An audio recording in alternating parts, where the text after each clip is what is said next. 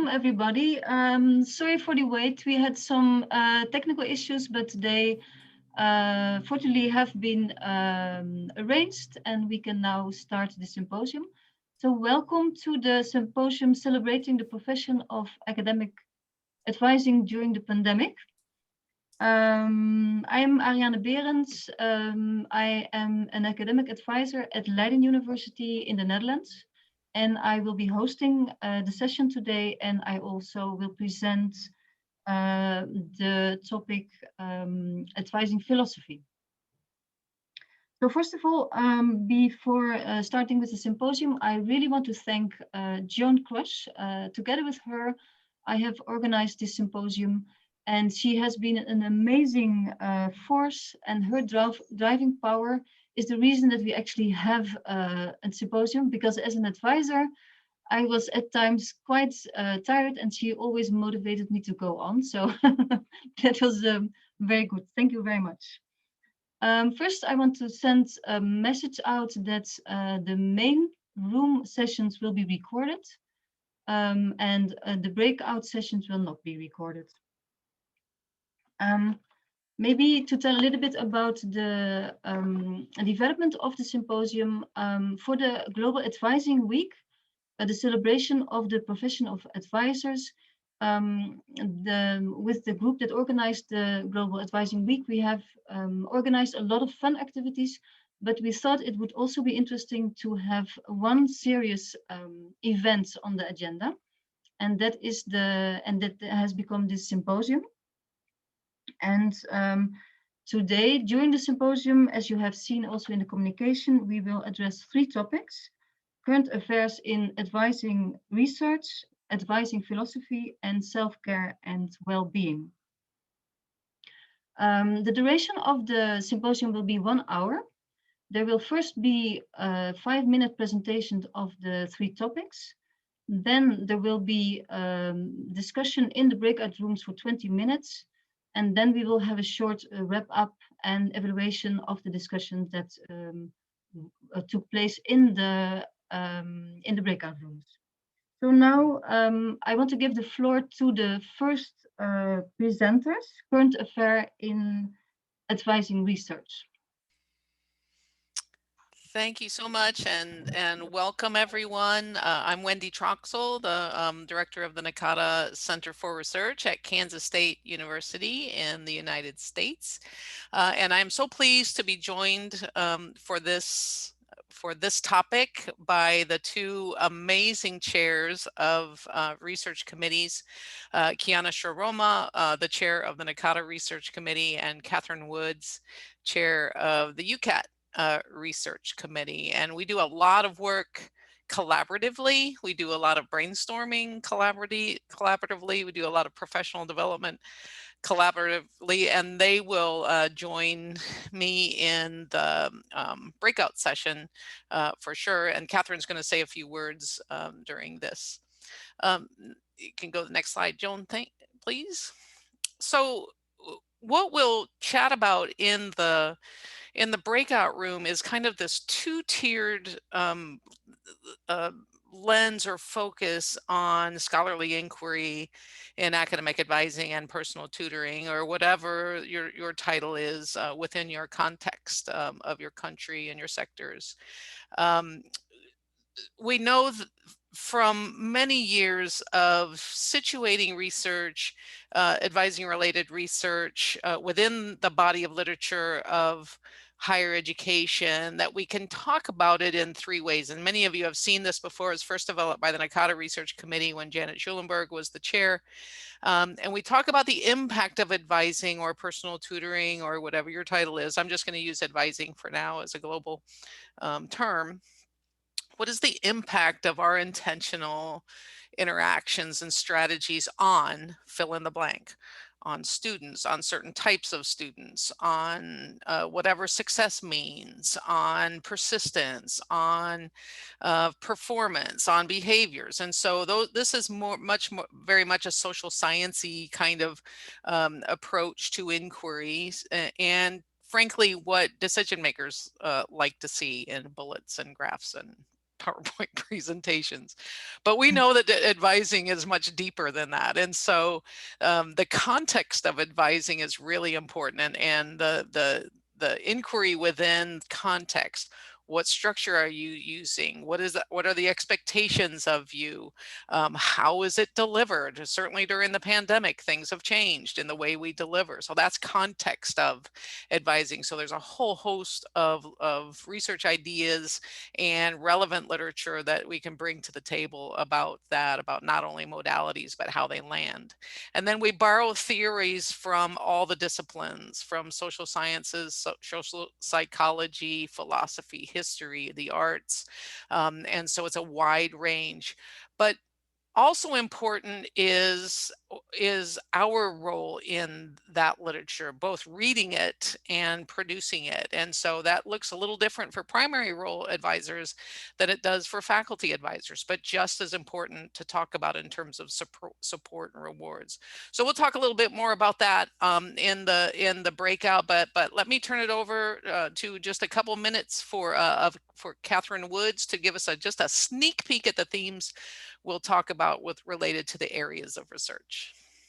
Thank you, Wendy. It was a very nice introduction. So yeah, we've just had our UCAT annual conference, and so I thought it was a nice moment here at this conference to reflect on what the common themes were that were coming out, I think, in almost every paper that we had at our conference, with the theme of which was equality, diversity, inclusion. And these are the similar themes that are coming out in work that's being done by our researchers, and things that we're discussing in our research committee. These are the common themes. So one, obviously, impact of COVID, both the impact that's already happened and where we're predicting things are going to move in the future, what we've learned, where it's going. Digital technologies, another big theme. Equality, diversity, and inclusion, another big theme for, I think, everyone in 2020, 21, so that's there. Compassion, and compassion as a pedagogy, that was a really big theme at our conference this year. And that transition for students into university, through university, and out of university. And those transitions are experienced by different student groups. And then I think within the kind of the research community, the things that are, what areas that are developing for us at the moment are kind of building that community. Wendy mentioned collaboration, and that's a really big piece of what we're up to at the moment. Thinking about the research life cycle, so people just at the start of their journey and growing in confidence to becoming kind of the full-blown personal tutoring researchers. So we're looking at that and how to grow it. As part of that, we've got our PhD and early career networks, which seem to be growing, lots of more people coming in and doing PhDs. And this piece also international collaboration, which I thought was a nice place to end us today, because that's exactly what we're doing. So yeah, thank you very much. And Kiana is going to talk during the breakout. In the interest of time, we'll move on to the next topic. But as you can see, research is the perfect global topic, as the others are as well. So in the breakouts, we'll talk a little bit more about professional development and support in all the areas that we've been talking about. So looking forward to those if you'll come into our breakout room. Thank you. Thank you very much, Wendy, Catherine, and Kiana. I'm really impressed by the research that you're doing, and also about the research center of UCAT and NACADA. So in opposite to you, I'm a practitioner advisor. And the reason why we also added the topic advising philosophy, I'm not an expert on the field, but I'm actually an advisor in search of an advising philosophy or a combination of advising philosophies. And I think that is what a lot of student advisors and tutors are doing. And so I would, in the breakout room, I would like to discuss with other advisors and tutors, what is your guiding philosophy? And also, is your advising philosophy influenced by the pandemic? And if so, in what way? And are there new developments that you have added to your advising philosophy that you will keep after the pandemic, after we are back to a more normal situation again? And And I think that in advising philosophy, most of us as advisors, we are not aware that we are actually have an idea about advising, consciously or unconscious, about the foundation of our advising, the goals we have, the objectives we have, and also in which way we want to help students. And for myself, for instance, my search started a few months within the pandemic, that I noticed that I was in need of some answers. I was asking a lot of questions, and I also noticed that students needed another type of support. And I came across a newsletter of an ancient philosopher, actually, the Stoics. And there I had some interesting starting ideas that are also very related to the present situation.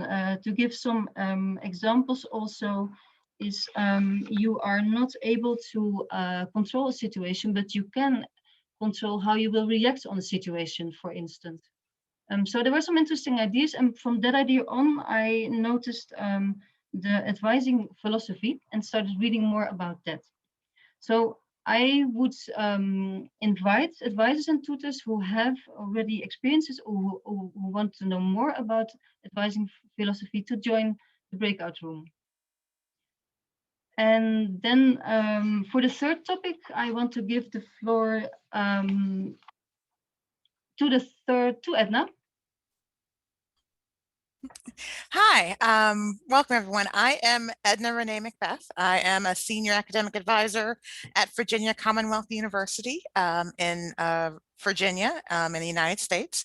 I am joined by a lot of my fellow steering committee members for our well-being and advisor retention community.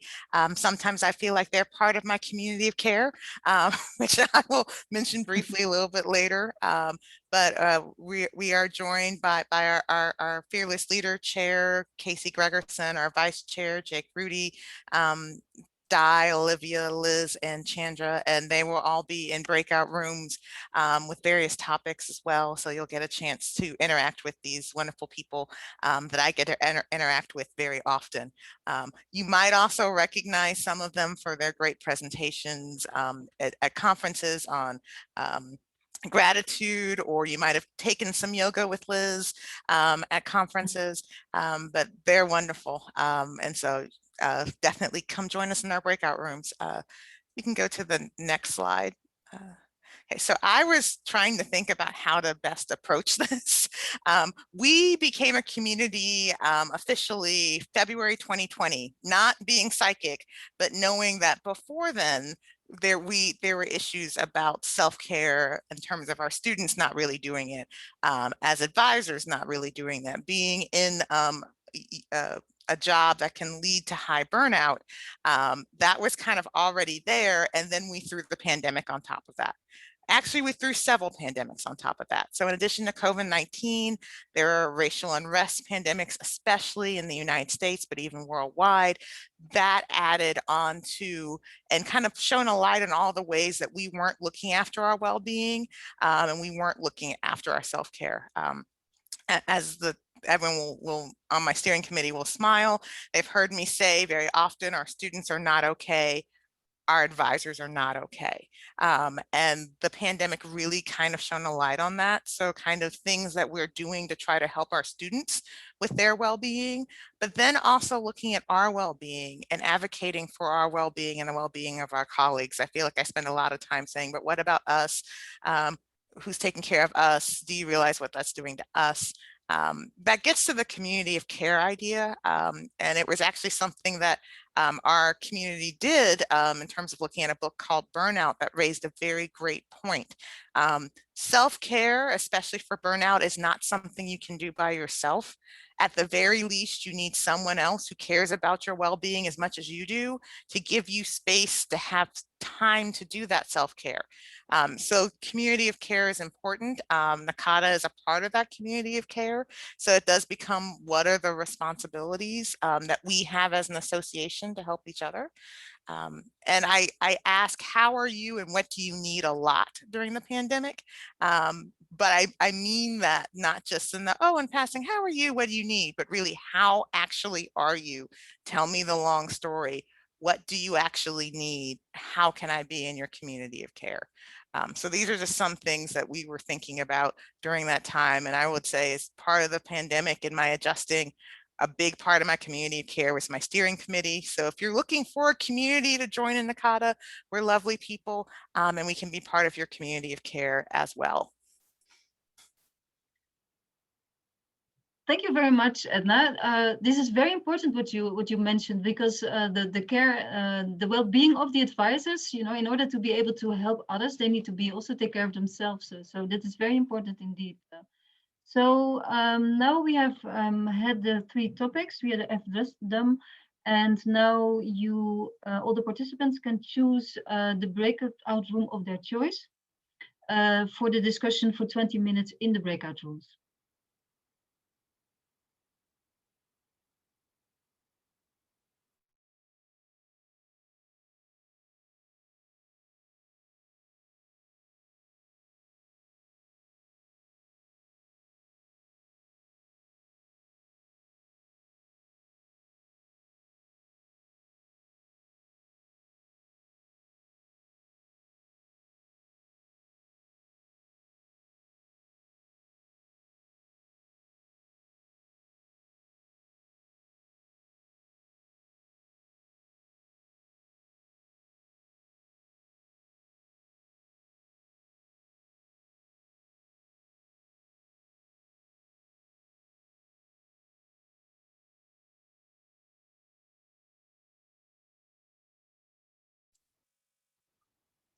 So we're asking everyone at this time to go ahead and join a room based upon your area of interest. The first room is for research discussion. The second room is advising philosophy discussion. Room 3 is self-care, talking about self-care options. Room 4 is talking about creating a community of care. Room 5 is the advisor retention group. And room 6 is talking about the power of positive psychology. If you're unable to join a room, please unmute and let me know your name and which room you'd like to go to, and I'm happy to assign you. I would like to go to research. Okay, Margaret, thanks so much. Yeah, my name is Beth Truax Armstrong, and advisor retention, please. Okay, thanks, Beth. Thanks. As Lala Lactiva, can I go to the advisor retention as well? Of course. May I go to the attention as well? Elizabeth Rivers, 1 second. Advisor retention, Elizabeth. Very good. Yes. Others?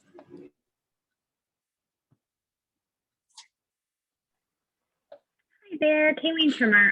Can I please go to the philosophy, advisor philosophy, please? Yes, Kayleen. Of course. Thank you for your patience.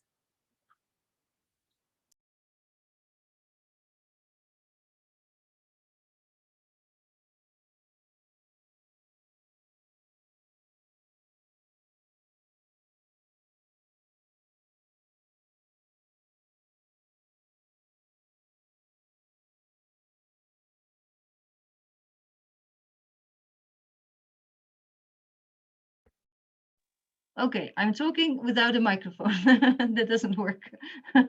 So I hope you all enjoyed the discussions in the breakout rooms.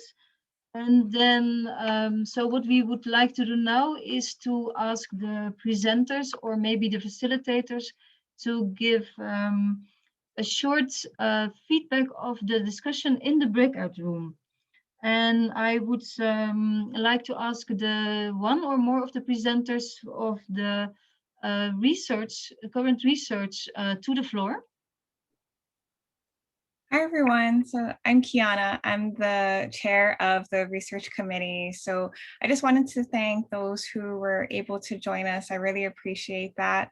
What we talked about for a lot of the time was just all of the benefits and resources and support that is available for members, regardless of whether you're just beginning and looking into what research is, or more, if you're more at the expert level, then we're still here to help you too. But for me, my main message was just to please encourage members to take advantage of everything that they're already paying for anyway, right? So make the most out of your membership. We also got some really good questions about grants, and that they are reviewed per period, so 2 rounds for each year, and that you do need IRB approval, but we have made significant changes to help it be more beneficial for members. So great meeting everyone who came to our breakout room. Thank you. Good to hear. Well, I wish I could have been in all the breakout rooms at the same time, but it's unfortunately not possible. So I would want to, for the advising philosophy, Daniela, could you give some feedback? What happened in our room? Yes, of course. My name is Daniela and I help facilitate the breakout room of advising philosophy together with Ariane. We broadly discussed 3 questions. First, what is your foundation for advising students? How is it your way of advising students changed during the pandemic? And which positive changes will you keep after COVID? And we mainly discussed that in advising students, it's very important to give them the tools to get the answers to their questions themselves and to empower them in their journeys. And how this has changed during COVID is mainly the way of how you have to interact with students. A lot of the interaction went online fully. Some saw this at first as a difficulty to keep in contact with students, but others also saw a lot of positive opportunities in this. Students are more open to discuss also other aspects of their lives besides the curriculum. Together, it is more easier to help students find the answers themselves online through screen share, etc. To in the future prevent them to give them the space to find their own answers. And also for students that are doing double bachelors or have difficulties coming to campus every day, they can also keep in contact with them now online. And they definitely want to keep also offering online sessions after COVID. Thank you very much, Daniela. Okay, so now I want to give the floor for feedback about the care and well-being. Edna and colleagues.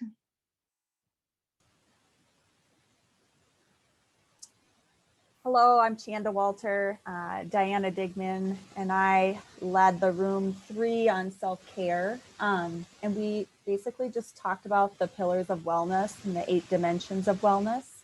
And we did a jam board, which was pretty cool. Everyone put a little sticky note on the ways that they're incorporating different parts of wellness. So we only got through the first one because we're having so much fun. We started out with the physical side of wellness. So we talked about how we're incorporating our nutrition and movement and sleep into our daily lives. And we just learned that a lot of people are doing some really great things. They're practicing yoga. Some are cooking and baking with HelloFresh.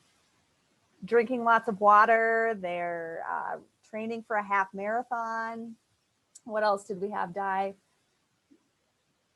There was a lot of discussion on gardening towards the end, just getting out and moving more and using low barrier type activities. So just walking, getting outside and enjoying being outside.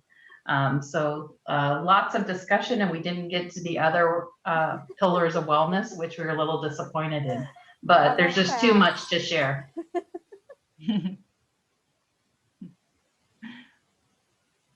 Okay, thank you. Maybe the facilitators of room 4 of well-being and care.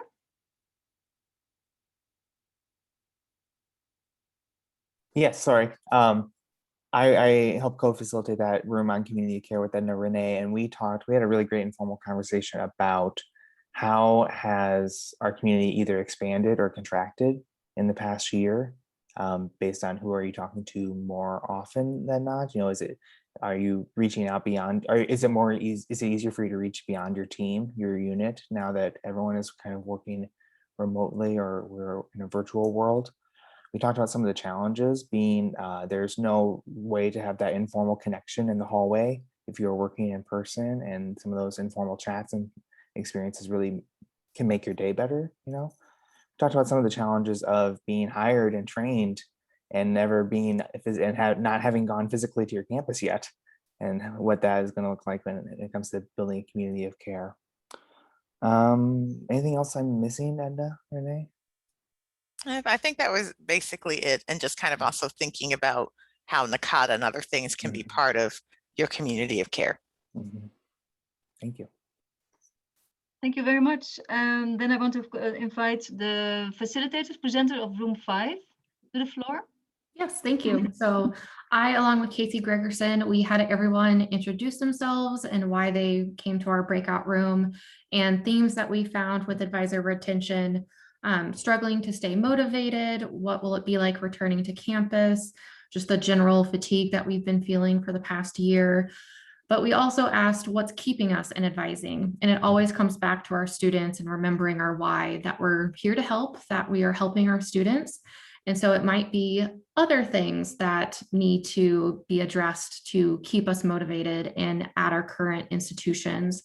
And then other things that we talked about, along with what Community of Care just said, being engaged on not just our unit, but on our campus and within NACADA to still feel engaged and motivated in our work.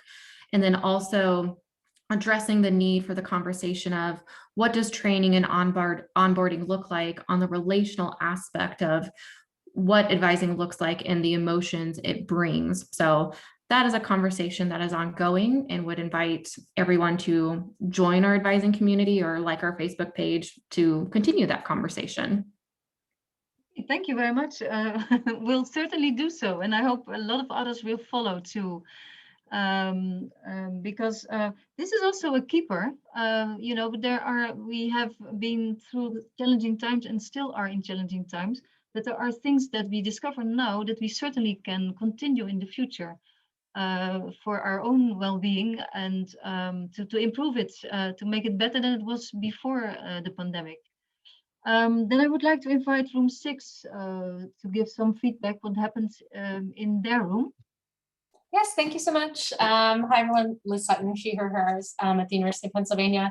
I assumed that everyone in our room knew a little bit about positive psychology, so we jumped right in and talked about how positive psychology kind of shows up in our advising practice. So we talked about, you know, ideas around optimism and pessimism, and how that shows up when we're talking to our students. We talked about ideas about self-efficacy and agency, and also relationships, and how you know, those things come up in advising when students are flourishing, but they also have come up a lot during the pandemic, and seeing how students are struggling, especially when they've been learning online, struggling with their level of self-efficacy and their relationships. And then we talked about using strengths in our advising practice. We talked about both the Strengths Finder, which many of you may know, and also the VIA character strengths. I actually will, VIA character strengths are free. I always love free resources, so I'll send it in the chat too. But it was a lovely discussion. So thanks for joining me at the breakout. Thank you very much. So, you know, it was only for 1 hour that we were able to talk about the different topics, but I hope that the topic that has been discussed and have been giving you some new inspiration also for new ideas that you can bring on, and also we certainly will continue working on what we heard today during this symposium for next meeting. And I don't know if somebody in the room would like to address something in general about the symposium, or want to make some remarks. Or you can always contact us. Maybe Joan, you can show the slides. If you want to contact the presenters for more information, you are welcome to contact us. And I want to thank you all for being here, the presenters for the work they've done to prepare the presentations and also the discussion in the breakout rooms, and to share their valuable knowledge with us. And then also the participants, because it's really great being part of a global community of advisors and being able to share our experiences and knowledge with each other. I think that is the strength of NACADA and also the two participating organizations in the Netherlands and the UK, that we get together now and then. And we also know now that it's easier sometimes to be together online.